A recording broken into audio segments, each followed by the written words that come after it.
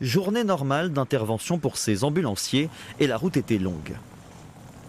On revient d'un trajet qui nous a pris 1h30 grosso modo, hein, c'est ça, voilà, 1h30. Donc quelqu'un qu'on a pris en charge à Guéret et qu'on a ramené sur la Chapelle-Balou. L'inflation des prix du gasoil impacte durement cette entreprise de 30 salariés. Leurs besoins, environ 7000 litres par mois pour tous leurs véhicules. Au vu du prix actuel, ça représente 800 voire 900 € de plus chaque mois. Voilà, puisque nos tarifs sont fixés en fait, hein, on ne peut pas répercuter la hausse du prix du gasoil.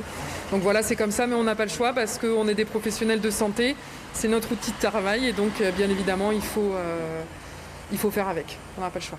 Face à cette situation, Caroline Maquin cherche des solutions et des explications auprès de son fournisseur local.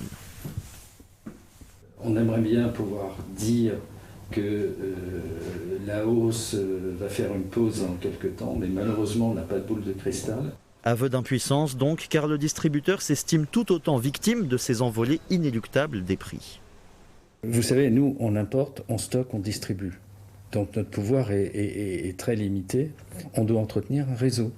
On a des exploitants sur les stations qu'il faut rémunérer avec des commissions. On a de la maintenance à faire sur ces sites et on doit les faire vivre. Donc c'est effectivement, nous sommes dans le même bateau. Et c'est pour ça que c'est une situation qui n'est absolument pas confortable. L'or noir se fait cher, mais l'avenir aura-t-il la même couleur? Pas sûr. Les entreprises locales espèrent que le bioéthanol ou les bornes électriques permettront de subsister.